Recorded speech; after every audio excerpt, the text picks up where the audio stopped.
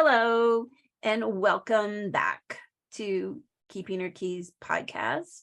Today, Christen, Coyote Mae, and I are going to be following up on our recent conversation about abiding at the crossroads of witchcraft and psychology. We've been talking a lot since we recorded that episode and looking at the comments in different places on that episode.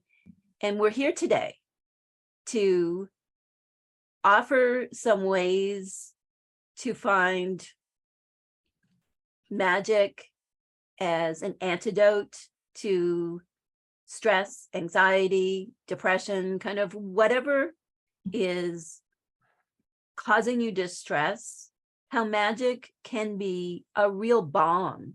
It can be a form of self-soothing that is very healing.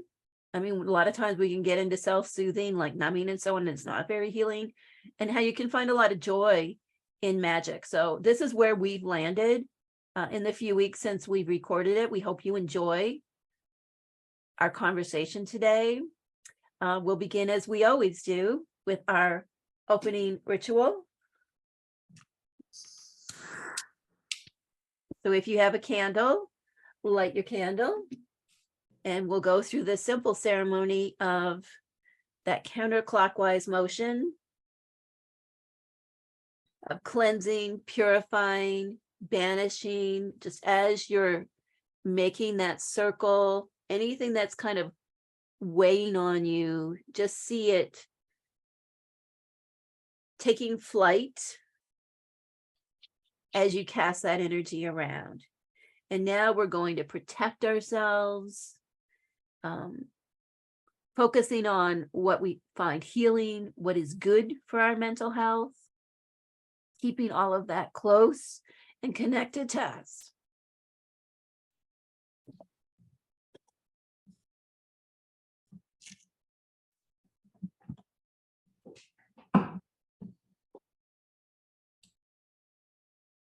So I thought for an invocation today, we would use the opening verse from Entering Hecate's Cave. It is to Enodia I cry when I am lost. Shine your torches so that I may return to your sacred road. I am the pilgrim of your truth.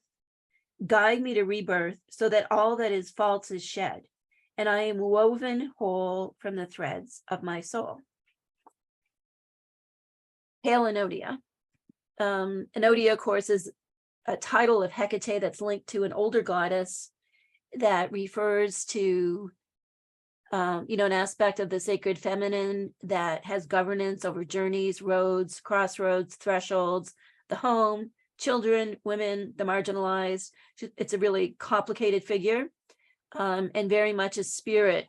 I think when we're talking about our wellness and mental health, and specifically, that Enodia can be a really helpful ally for us as we are walking down that journey towards our own wholeness. And that's something that we've been talking about preparing for this, is like, what is wholeness? So maybe we'll start there with like a big picture concept, and then we'll kind of narrow things, funnel things down to more specific things that we find helpful in our own practice and managing our own mental health. So may I ask you first, how do you personally define health, wholeness, wellness, whatever? We even have so many words for this, right? Yeah, we do. It was something I was giving some thought to last night as we were getting prepared for this. And I think we tend to think of wholeness and health and wellness as the state of like, I'm in perfect health, right? I don't have any aches and pains. I don't have any chronic conditions. I don't have any mental concerns. I don't have, any kind of illness. But for some of us, that's just not reality. And for some of us, that's never going to be reality. So my approach to wholeness and health and wellness has more, I think, to do with the coping and the acceptance, to realize like, yeah, I may have these conditions. I may not be happy about it. I can accept not being happy about it. how do I cope with that? How do I deal with that in a way that allows me to continue to live my life in a way that brings me joy and peace, um, as well as accepting some of the more negative feelings I may have about my situation, and not allowing those to consume me. Okay, so you touched upon, I think, a couple of important things, that acceptance and then distress tolerance. And hopefully we'll be able to circle back to distress tolerance when we talk more about the magical side of things, because I think that's a real key in terms of the practice of natural magic. Okay, Christen, how do you define wholeness or wellness? So, we were talking about this last night, and acceptance is the key word that's coming through for me. When I think about like being truly authentic and content and comfortable with that, with who I am and where I am, and sort of like having that honest structure to like stand on within myself, and I'm thinking about like desire and capacity, back to awareness, like being aware of, what's within my limits, and how I can grow, and, like healthy coping mechanisms, like you were saying. Yeah, there's so much there. But I don't think any of the three of us, if I'm hearing you correctly, define wholeness or wellness or health as the absence of No. any kind of chronic condition, or the absence of anxiety, the absence of maybe some feelings of distress or feelings of depression. Like, it's not the absence of those, it's like accepting those. Right. Wholeness is not perfection. Right. And there's no evidence, like in all of the history of humanity, that we could be perfect. Like, it Right. doesn't exist. I know Instagram might try to convince you otherwise, but the algorithm is a lie. And what is it called? The face tuner, the thing that all the celebrities use so they don't look human. All these things aren't real. Those are things that are coming from like corporations to kind of confuse us, to almost glamorize us in a what I would say is an unhealthy use of glamour, right? They're convincing us that flawlessness is possible. Mhm. And it's not. Right. Like, there's nobody who has a flawless life, or who has a flawless body, or who has a flawless mind. I think for those of us who are on like a spiritual path, this idea of, like, sometimes it's called ascension. Do you know what I mean? That we're working up and becoming, or like in psychology, like Maslow's hierarchy or something, like that we are moving towards something that transcends our human experience. Mhm. But we're human. So it's not that we're ever going to get there. Like, I think for me, having been around the witch world, the pagan world, the new age world for 3 decades, more than 3 decades now, that's one of the things that I've seen. And whenever I see it now, I think when I was younger, I was more susceptible to it. You know what I mean? Like, thinking, well, there is this one thing I can do and all of my problems will vanish. Mhm.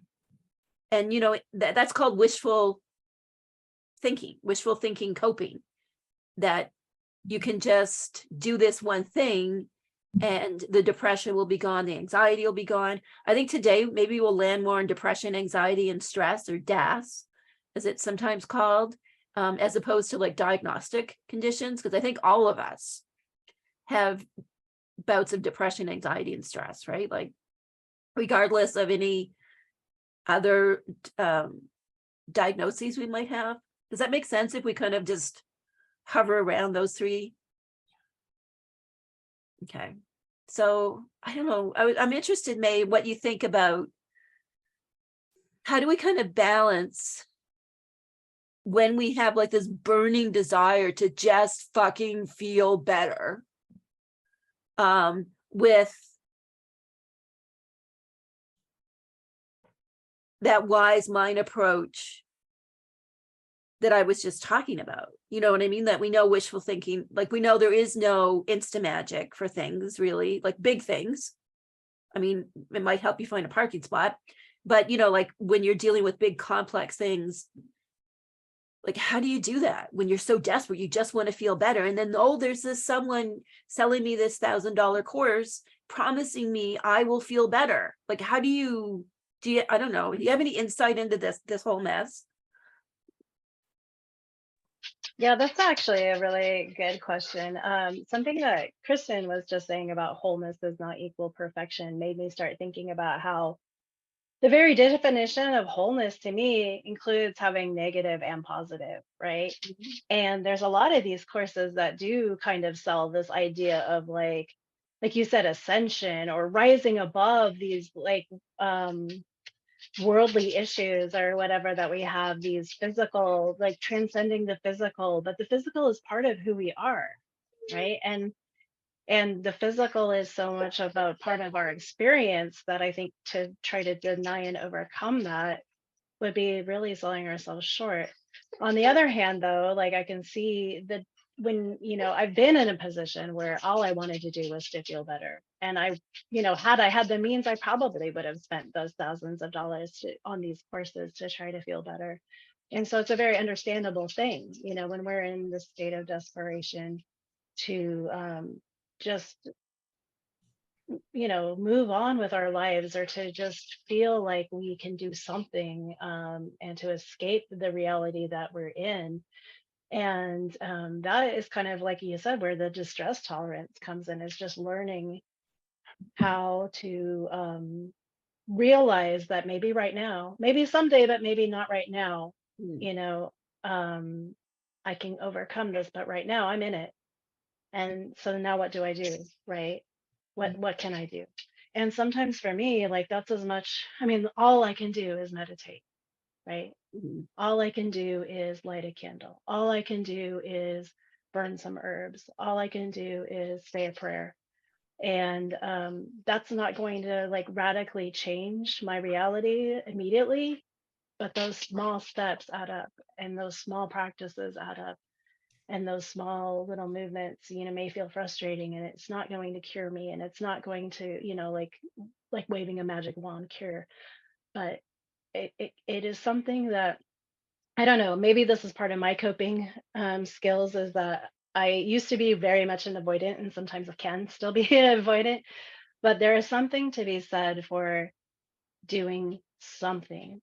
Right. And so like I could sit and worry. I mean, because my brain is going to want to worry anyway. And I can sit and ruminate and worry and stress and think, what external thing can help me fix myself, right? Like this $10,000 course. Or what can I do to empower myself to make my life a little bit more manageable, or a little bit more acceptable, or a little bit, or feel a little bit better about the situation that I'm in.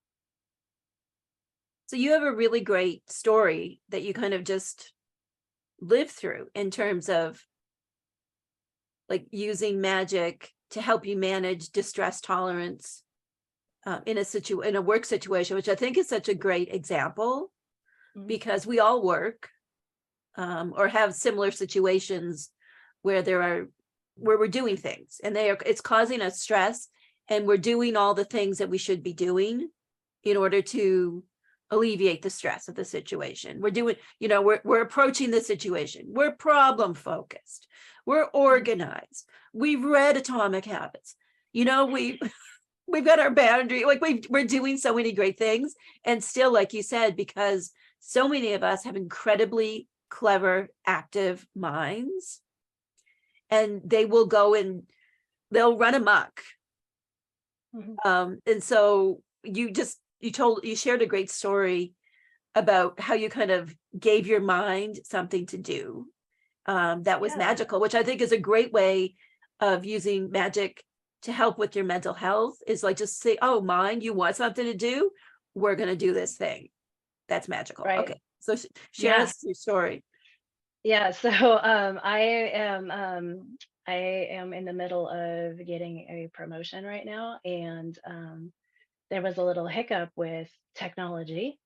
with my background check. And so that caused me a lot of distress because I thought, what is going wrong? Is this a bad sign? My brain wanted to like work on these things. And so I did the proactive thing. I messaged HR and I said, and I messaged the help desk and I said, these things are going on. I was starting my background check information and then it just disappeared and I don't know what to do.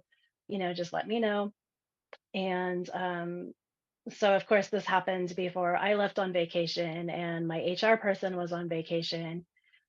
And my brain was just going a million miles an hour, like, this is a bad sign. This is not, good. This is, going to cause all these problems. And so I was at a pagan festival and there's a trusted vendor to me that was there and they had dressed candles. And so I bought a dressed candle for success and victory. And I remember telling the vendor as I bought it, I said, I've done all of the things I can do on this plane. And I figured if nothing else, if absolutely nothing else with this candle works, it will at least give my brain something to focus on. Like I will light the candle and I will tell my brain, okay, go to work manifesting that victory.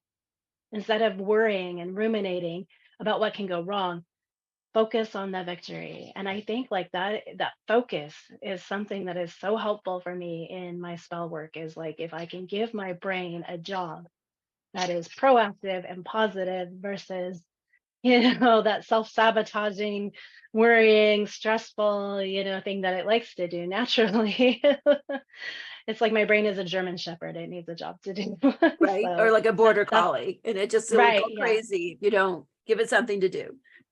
So that is where spell work really comes in for me. And it also just helps me change my way of thinking about it. Like it starts to help me see the positive possibilities or the successful possibilities versus what can go wrong. I start thinking about what can go right. And then that just really boosts my mood too. That's such a great approach. And I do the same thing, like when things kind of fall apart, I'll have that moment of like temporary closure, Mhm. because I've trained myself, don't react right away, just sit. Like you said, meditate, just sit. Don't react right away unless you have to. And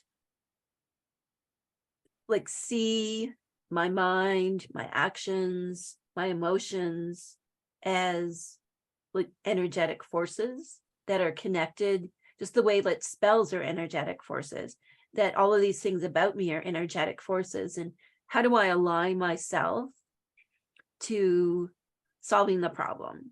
Because in my experience, when we do spells and often rituals, it's because we need to solve a problem and we're feeling some kind of distress. So already, talking about magic and mental health, it's already our motivation a lot of times is based in the fact that we are distressed. If everything was hunky-dory, we might not ever do magic or a ritual. I would, because I just love it. But it's interesting, like when we think about spell work, and this is something for me, I think where I'm at in my life right now, with I would say my own mental health is the best it's ever been in my life. I have bouts of sadness, but I've really developed my distress tolerance muscles really intentionally over the past 10 years or so. And I teach magic. And one of the challenges for me as someone who teaches magic is that sometimes I'll feel like, well, I don't really even need to do this spell. I'm good. I've got plenty. Like I don't need an abundance spell. All is well here. Or I don't know. You know what I mean? Mhm. Because part of me is in that mindset of spells are like therapy. Like, so you go to the therapist usually when you're distressed. So you do magic when you are distressed. Mhm. And also being in this different place in my life, I've really learned to find like the joy of Magick, and when I'm not like freaking out because I don't have my money for the mortgage, or like you're trying to get a promotion at work and hail Mercury, the computer system is not working.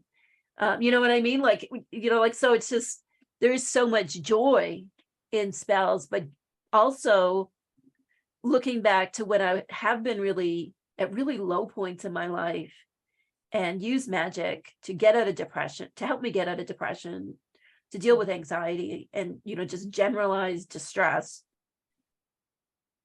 that like, it was so soothing to me, regardless of like the magical outcomes, because I am a firm believer that spells and rituals and so on, talismans, charms, they do in subtle and often nuanced ways help to shift things within us and things outside of us.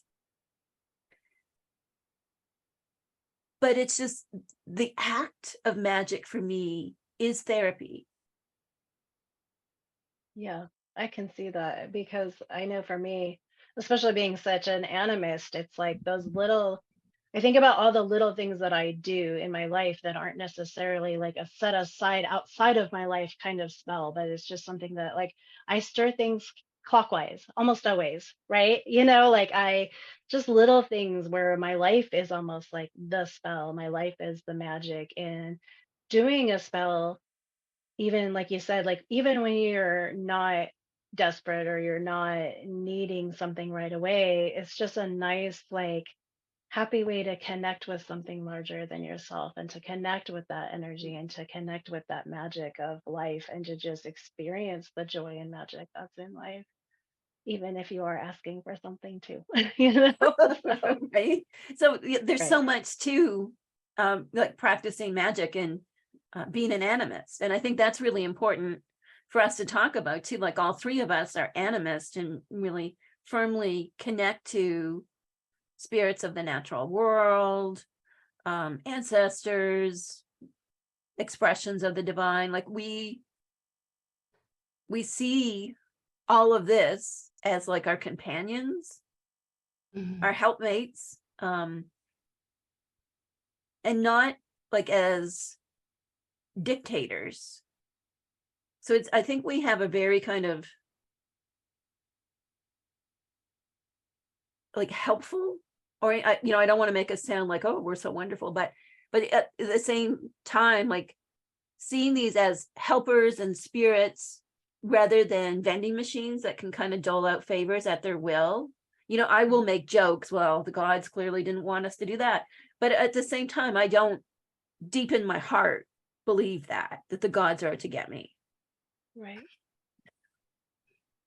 Yeah. I think it's like one reason why I usually say I work with XYZ. Like I work with Hecate, I work with, because while I see them as both greater than me and very imminent in the world, it's like I also see them as they're like my companions, right? They're like my co-workers in this world, like they're my, my co-activists, my co-creators. And I couldn't do any of the things that I do without them. I don't think, without that feeling of support that I get from my helpful spirits and allies. But yeah, I definitely don't see it as a transactional relationship at all. Right, where we have to propitiate them, and if we don't propitiate them correctly in the way that they want to be propitiated, then they will get us, they will smite us down. Like I just fundamentally, I don't feel that in my bones in terms of my relationship with Hecate or Artemis or Circe, Medea, any of the goddesses, and then also my beloved Mercury. I don't see them as being out to get me. Like I see them as being on my side. Right. And at the same time, they are a way for me to move towards my own wholeness. That connecting to Hecate through rituals, and I think we're trying to stay fairly focused on magic as opposed to rituals, because there is a distinction there. So we're trying to stay on the magical side of things. Maybe we'll do another episode and talk more about rituals and mental health. But when I think of magic and connecting to what's greater than me, it's just a reminder of two things. And this may sound paradoxical. It reminds me that I am divine myself and also very small. Right. Does that make sense, Christen? Yeah, it makes total sense. And you're all saying everything that I'm thinking. Like this connection with the deeper world, the spirits, the deeper world is like a support system, but it's also reminds me that I'm part of this greater web, and that like that divine current runs through me. And for me, there's a comfort. Like I feel less stressed out. Yeah. When I am simultaneously reminded that I am a small, small part of that web wheel, Mm-hmm. and that I'm also integral to it. Right. I'm not the whole But wheel. not Yeah. right. And it's Small. to come back to, sorry, May, to come back to No, like, it's okay. capacity, like May was saying, I mean, you have the power, like knowing that whatever you're going through, like you have that power to connect, whether it's a meditation, whether it's lighting a candle, whether it's like, you know, saying a prayer, like any little thing, like just knowing that you have that self-sovereignty, you know. Right. Like that I'm small and yet I am sovereign over my own life. Yeah. You know, so not an inflated sense of ego. Mm-hmm. And seeing myself kind of as being in charge of my own life, living my own life, and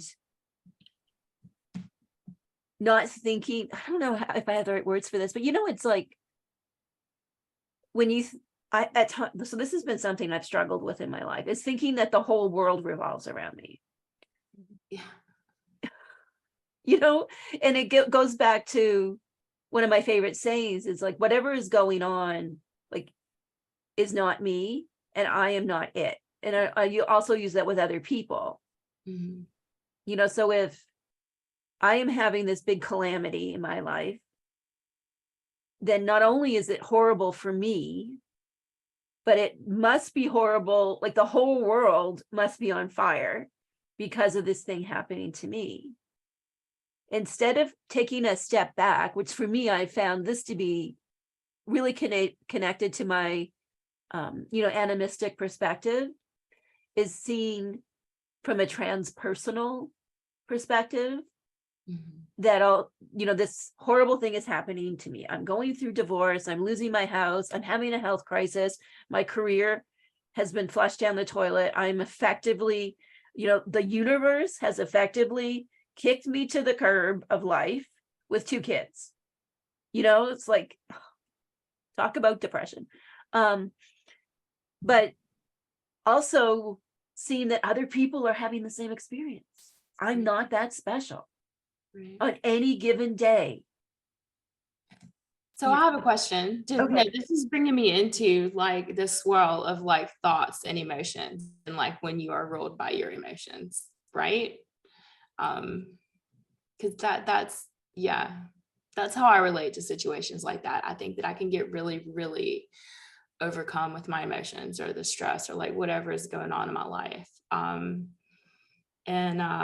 instead of like looking outward, right? And sort of like seeing it from like a logical perspective, or, yeah. I don't know. I'll do this. I call it like when I see myself doing this, starting to think that whatever is happening to me, no one has ever had this health problem. I mean, with my journey with the chronic pain conditions I have, like I've been living like this my whole adult life. So, I mean, at times I have been so absorbed in my own pain that's all I can see, and the emotions that go with that. Mm-hmm. But then, like you said, just to kind of see beyond your own nose and say, suffering is part of the human condition. Like I haven't been singled out by Hecate, like to suffer more than everybody else. It's part of my journey, and the associated feelings for me that go with it, like resentment, sadness, like a sense of loss and grieving for a lot of things I used to be able to do that I can't do.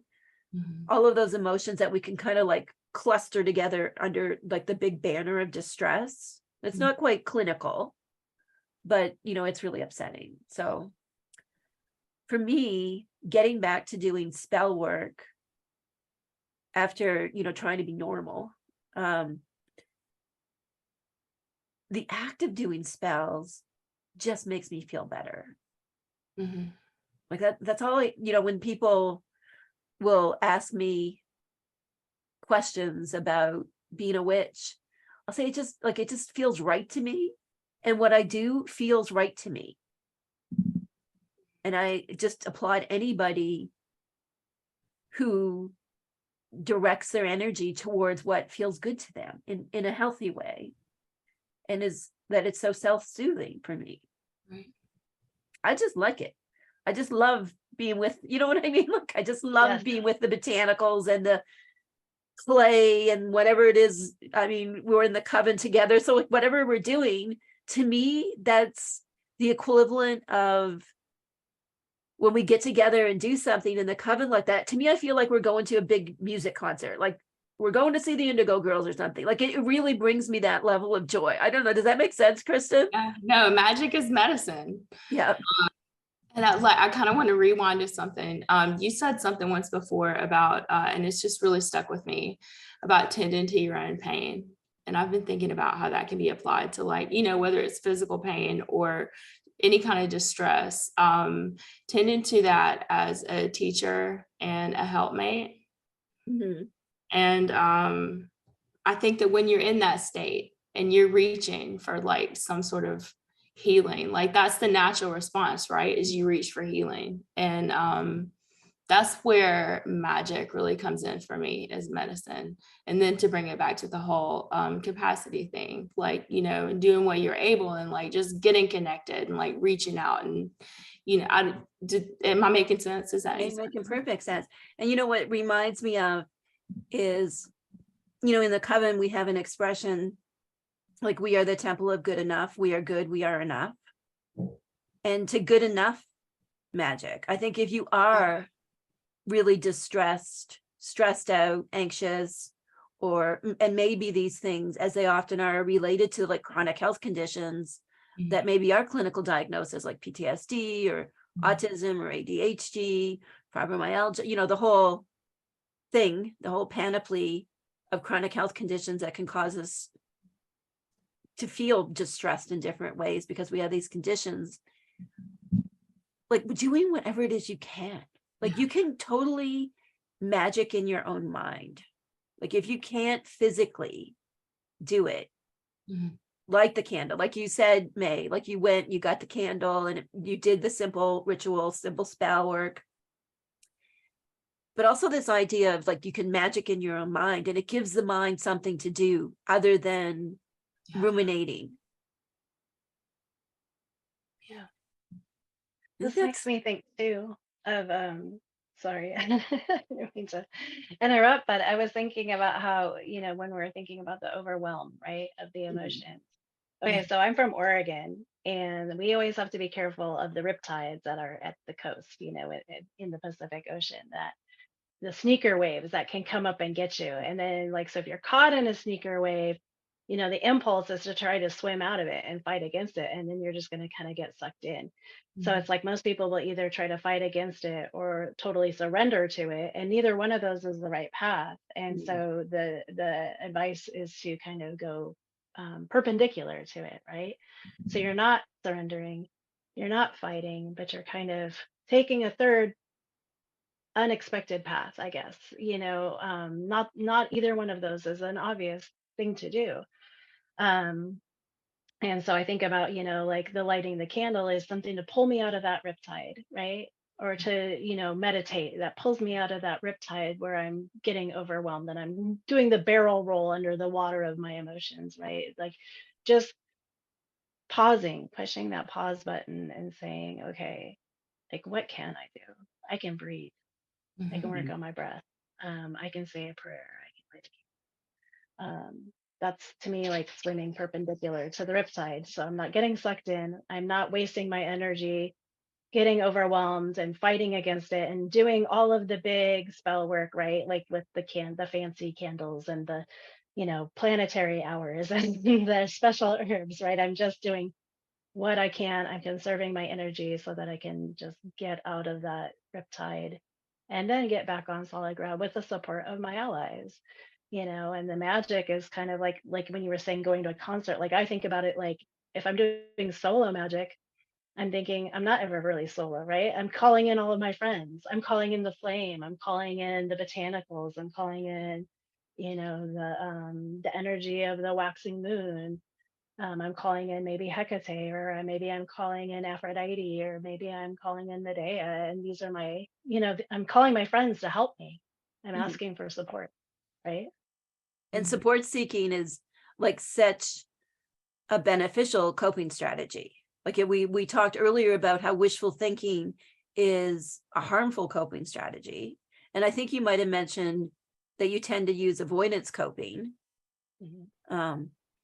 So, when we think about magic as a way of coping with our problems, talking about different coping strategies, it kind of gives us a container to say, it gives us a vocabulary to kind of go into what am I actually doing here? And I think part of like using magic to help with mental health is being at that crossroads where we're developing a vocabulary of words to describe our emotions. For example, like most of us don't really have a bunch of words to describe our emotions. So when you ask someone how they're doing, they just say, well, I'm stressed out. And it's not that I don't know, like they are stressed out, but it's often like I'll use that term when I don't have the right word.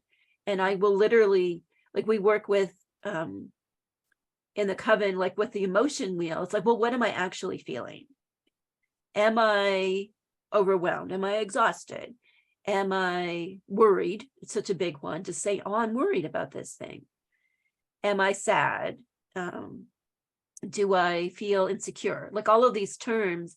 And I firmly believe as a practitioner of magic that the more I understand these ideas better and know what's really going on inside of me and have words, because words are magic, right? And have words that accurately describe and feel right to me about what I'm feeling or, what's going on in my head, that adds to the magic that I do. So I can be really specific. I'm feeling really sad. I had a decent sized bout of sadness yesterday morning, didn't I, Christen? Maybe teetering a little bit on the self-pity zone, but I was feeling sad about something. And just to say, like, I'm feeling sad. This is what's going on here. I just need to talk about this thing. My mother recently passed. And there's just a lot going on. And, and just thinking about having the ability to say, I'm feeling sad. That is my distress. And it's okay. Like I can navigate feeling sad for a while and do the things like you said, light a candle, and say, sadness, I've had enough of you. You've taught me enough for today. And now just go away.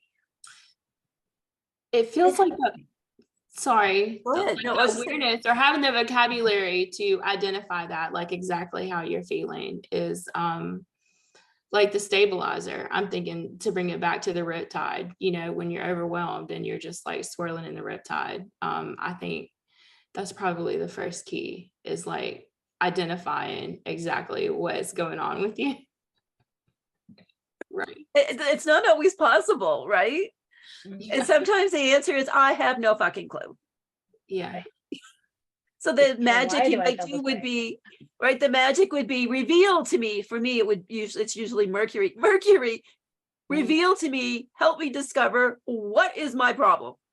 Right. So, well, the other thing I'm thinking about too is that when you don't have that sort of self-awareness and you're flailing, like this is when you're gonna reach for like unhealthy coping mechanisms. And I think where you can fall into that territory of like a witchcraft, Right, with witchcraft. I love wish, that. yeah, and you're just like trying to do all the things and like solve all the problems instead of like sitting with what's really happening and what you're capable of. I think And something you, oh, sorry, that's something that you just said too, Kristen, makes me think too about how we are so sometimes in such a hurry to get rid of those feelings, Yeah. right? And sometimes, like what you said, is you just need to like have the strength to sit with them and then get to the point like where Cindy said, like, okay, I've learned enough, I've experienced what I need to feel, and like I don't want to get stuck here. So what can I do to move on? Mhm. Well, back to what you said about wholeness, being embracing like the light and darkness, right? And I think about those like sadness and like overwhelm and all of those things are like spirits unto themselves. They're spirits that we need to know as well, that can teach us, that we need to work with, right? Absolutely. Yeah. it's so important, I think, to discuss for a bit, like how we live in this society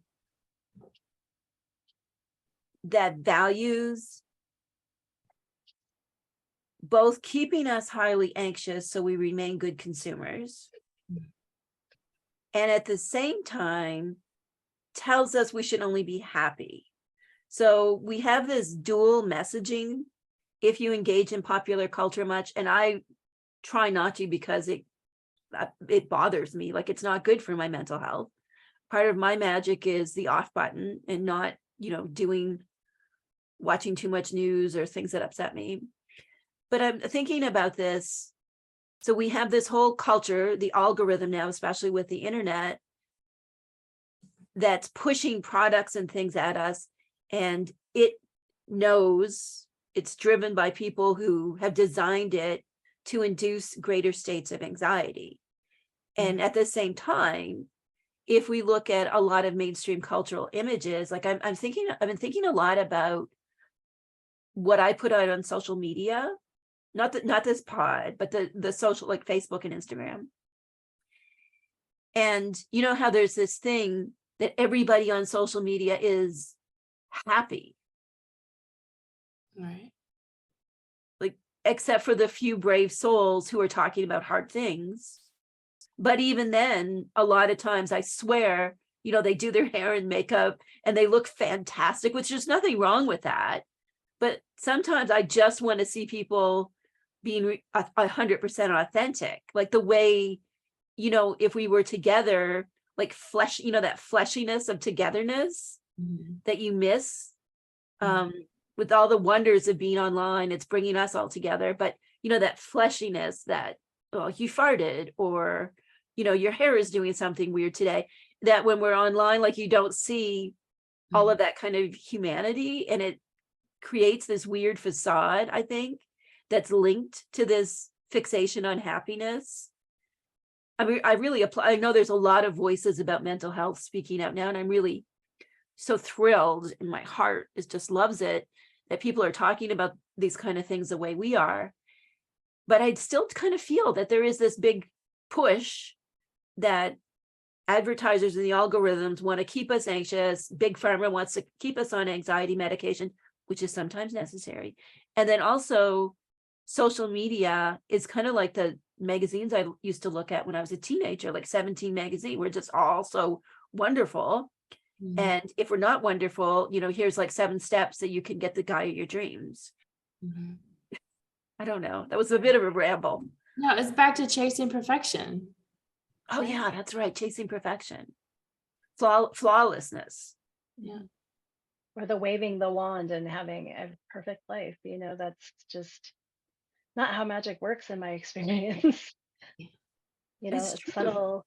subtle, small changes that add up, right?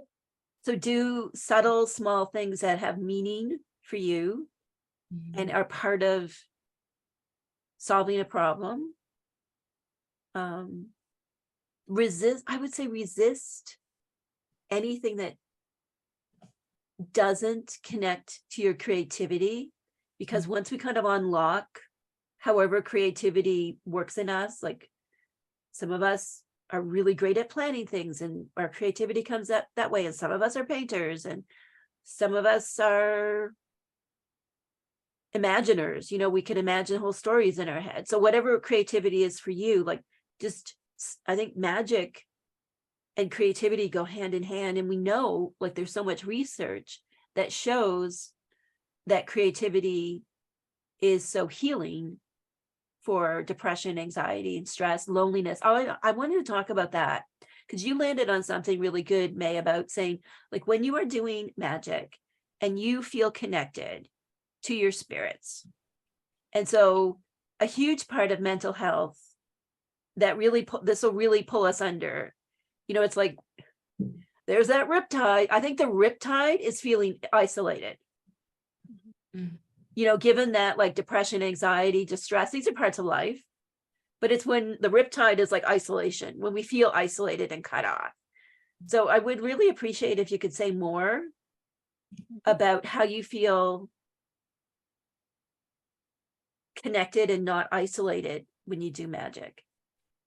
Yeah, so it's really just that feeling of tapping in, like you said, to something bigger than yourself, right? And not only that, but again, as an animist, I feel like so many things have their own individual spirits and their own individual magic.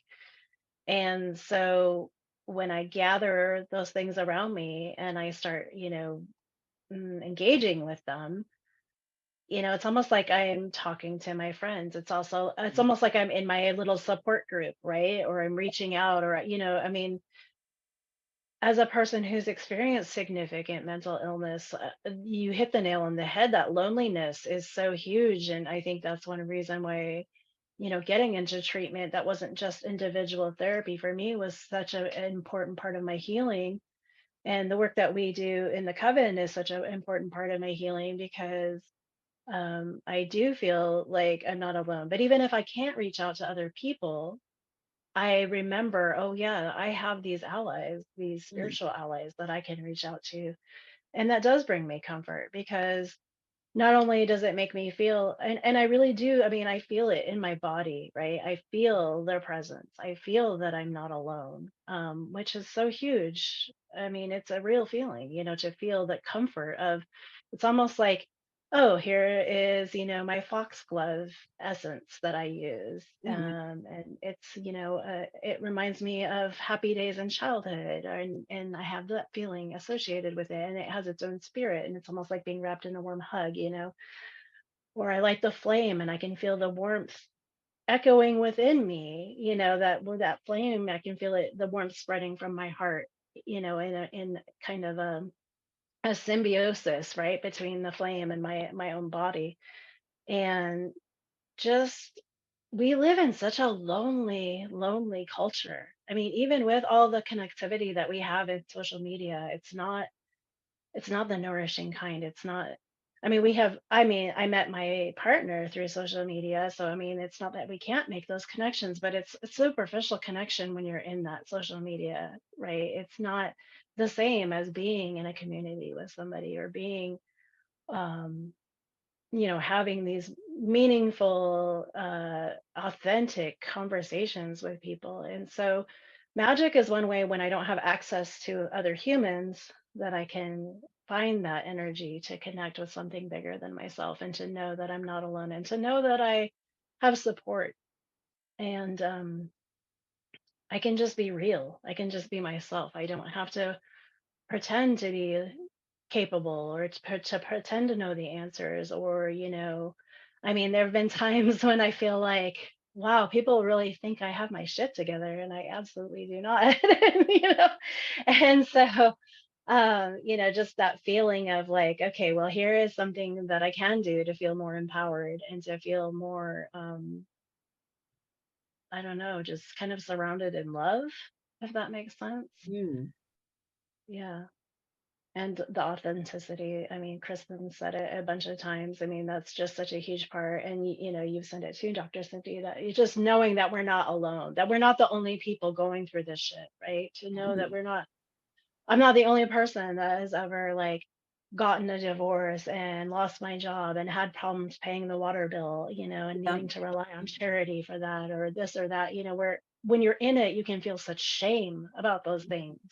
Or you can feel like the universe is out to get me or the gods are out to get me. And that can be a really difficult feeling. And so to know that, okay, well, what am I going to do? I can sit here and worry and stress and dwell on the fact that I can't pay my water bill and I better start saving up jugs while I can so I can flush my toilet, etc. Right? Or, like I can just sit and stress about it, or, I can do the reset. I can do my magic. The magic can remind me that I'm not alone. I can remember, oh yeah, I can reach out to these organizations that help people with this. Or, okay, well, I've had my pity and now, like you said, I've had my self-pity and now it's time to take action. I don't know, there's just something about doing the magic that just kind of helps me get over that hump of I can't ignore this. Dwelling on it isn't helping. What's my next step? Right? It can give us some momentum, Yes. however small or great, that momentum to do one thing. Yeah. To be, like you said, reach out to organizations if you're having financial difficulties. And I think magic gives us a sense of agency too, that I can do this spell. So if I can do this spell, maybe I can make that phone call too. Right. Right. And maybe my magic will help me make that phone call. And that phone call could lead me to like group therapy that would be beneficial to me. It may not be, but magic, I think, helps us to be more comfortable with distress.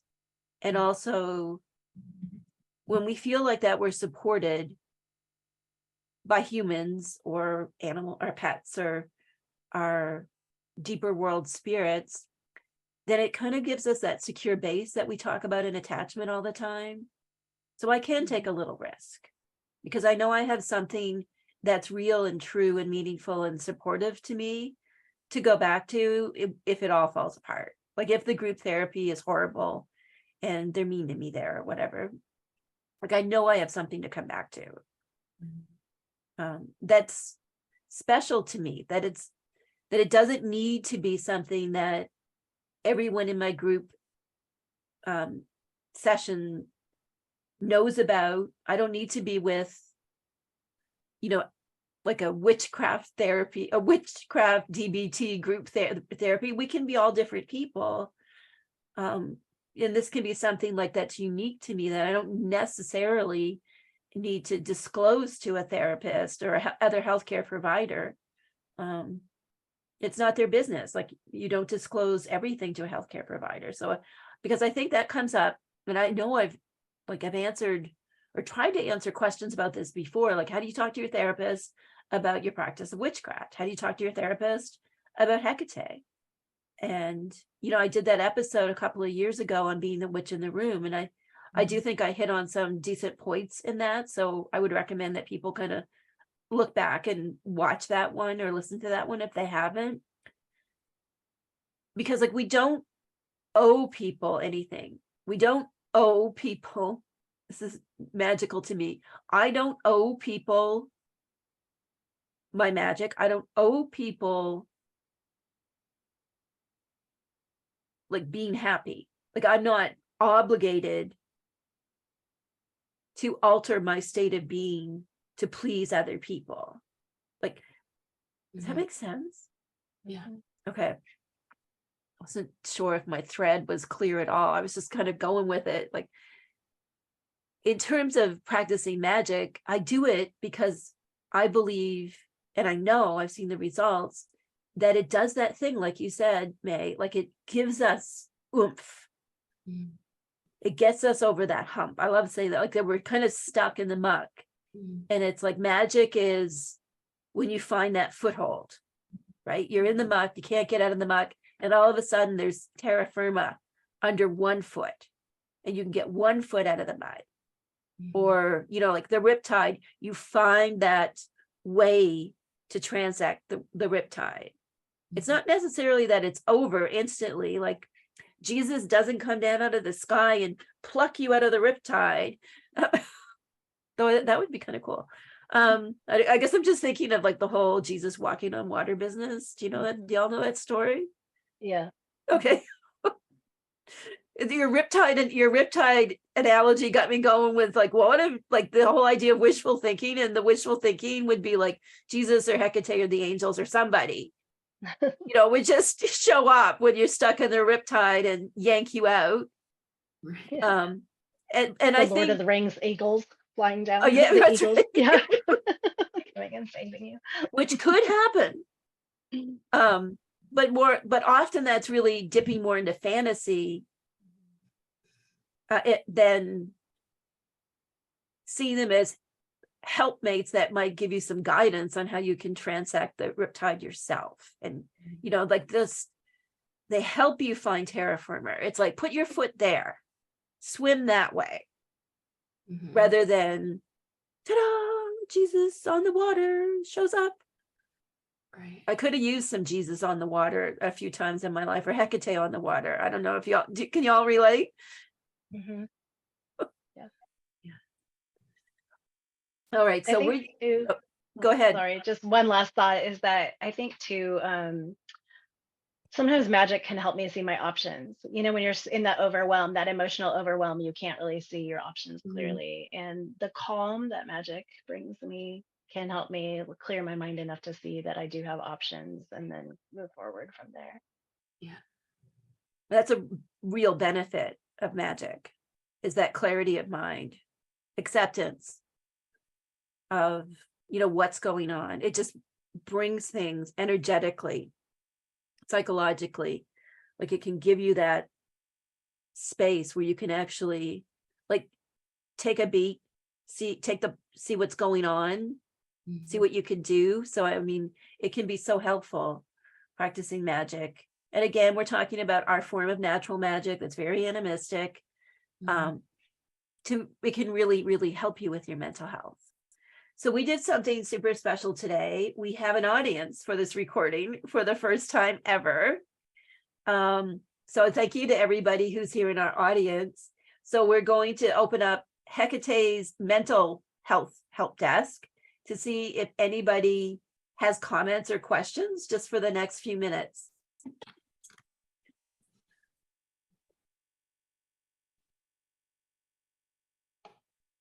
Oh, hello. So for me, magic has always been super, it was really attractive to me when I was younger, and I felt like I was very powerless in my home situation. And it's something that I've wrestled on and off with. Like I've heard Cindy say she's broken up with things several times and given away all of her stuff. But, you know, it always resurfaces for me when I feel powerless or I feel like I don't have a voice. And listening to you guys, like May, your last point about how doing the magic helps you to realize that you have options, because we get in such a state of overwhelm that we sometimes are blinded by that and cannot see that we have other options or avenues to explore. And I just think this was such a wonderful conversation you ladies all had today. And that's all I have to share. Oh, thank you. I think that's such a good point. Doing, you know, coming back to magic when the shit hits the fan. Yeah. Which I think it's fine. And then it's, you know, it's like a daily practice. You know, if the only time you do magic is when the shit hits the fan, it can work, it can be fine and super helpful. But if you do something every day to attune to whatever spirits that you connect with, then it's like you're building a relationship. And it's like it becomes a preventative measure. You know, a lot of times we go into therapy only when things fall apart. And then there's also, for those who have the luxury of being able to afford it, continuing to go to therapy. So you don't ever get in the situation where things fall apart again. Even when life gets really horrible, you're developing like a set of tools for coping with it. And I think that's where staying in your magic, even when times are good, can be beneficial. And it can be like an insurance policy for when bad things happen, that you're not going to completely come unglued. Does that make sense? Yeah. Two things that you said too is that there is something to be said for magic giving you that sense of like, maybe I can't control the situation. Again, kind of going back to my promotion story, right? Like I can't control what technology does, but I can control what I do with my energy. And then to speak to Dr. Cindy's, what she said about the daily practice, right? It also makes me think of like the skills that we can learn in therapy, different kinds of therapeutic skills, like DBT skills come to mind, or any kind of distress tolerance skills. The time to learn and practice those is not when you're in distress. It's when you're calm and you can like get it in your head, get it into your brain, get it into your bones. And then it becomes much more easy to use them when you are in distress, because you don't have to go, oh, what was the acronym again? What are the steps? What do I do? Because you've practiced it like a fire drill, right? You know, you have the groove in your brain, that well-worn path of like, I know how this works, and I know how, yeah, mind memory, muscle memory, how this is going to go. And it just makes it that much more powerful when the shit does hit the fan. Oh, that's so great. We just have some comments in the chat about learning to do this, like learning to do your daily practice, learning to work with your coping strategies all the time. So they do become really ingrained, and energetically speaking, like there's a magic to that, right? To routine and forming those connections. Like, so your brain knows the way to do these things. So when things do get rough, it becomes like an automatic response. Okay, Christen, you got any final words for us?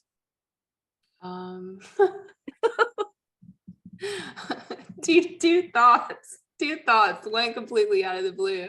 I've been sitting with this thought of magic as medicine, and when you started talking about like a daily practice as maintenance, I instantly thought like a multivitamin. Like I love that, a multivitamin. Boy.